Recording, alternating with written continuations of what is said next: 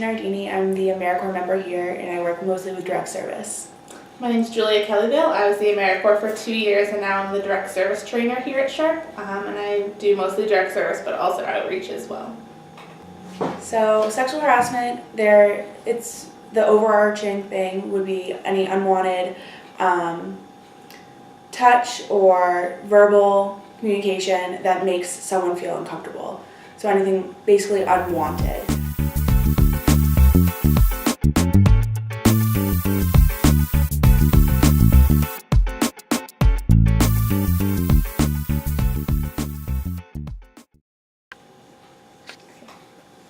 So SHARP stands for the Sexual Harassment and Rape Prevention Program. So here we work with victims that are UNH students, faculty or staff, who have been victim to domestic violence or intimate partner violence, sexual assault, rape, and stalking.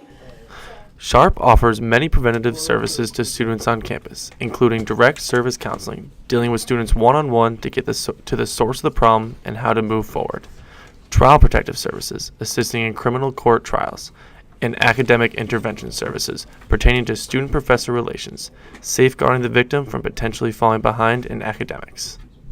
Basically, all of our intentions for direct service is that we want everyone to function optimally here and feel safe here. So if they're students, they're here to be a student, and we want them to feel safe to be that student and not have to worry about any violence that they may have experienced.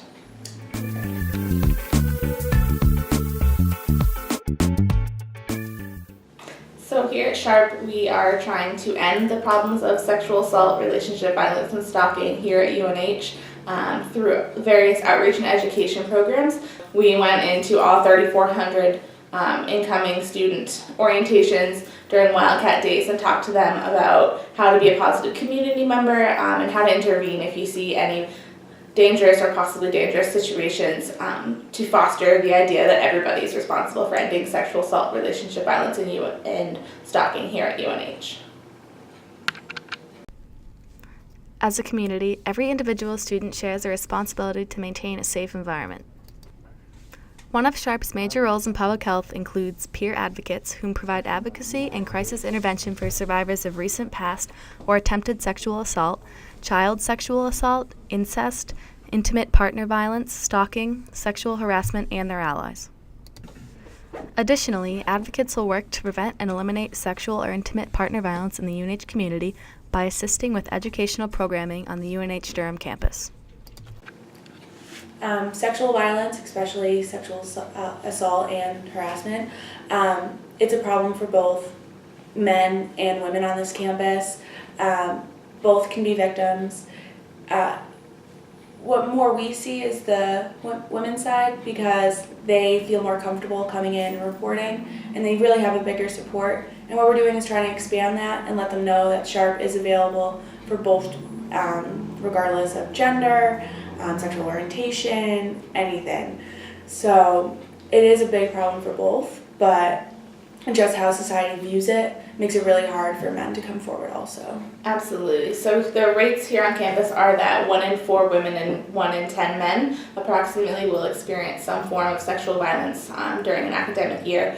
So we have recently hired a male programs coordinator to expand our services to better suit male victims, because they experience a variety of different dynamics and barriers to seeking services that female victims do not have. But certainly it is a problem for both the men and women here on campus. In the female population, the most prevalent form of sexual harassment is physical violence only. However, there are many other reported incidents of various sexual harassment cases. In the male population, the most prevalent form of sexual harassment is also physical violence. However, due to low reporting of incidents, only 8% fall into categories other than physical violence. As we said, alcohol is the #1 date rape drug used. Alcohol is part of the dynamics in 90% of the sexual assaults that occur here on campus, and that is a big factor because both the New Hampshire law and the Code of Conduct here at UNH say that if a person is intoxicated, they cannot consent to sexual activity. So intoxication is basically if they can't speak clearly, if they can't stand, they're not thinking coherently, they can't walk, they're throwing up, things like that are indications that someone is too intoxicated and cannot consent to a sexual activity, whether it's kissing or sexual intercourse, and that can lead to a person being expelled from the university or facing criminal charges.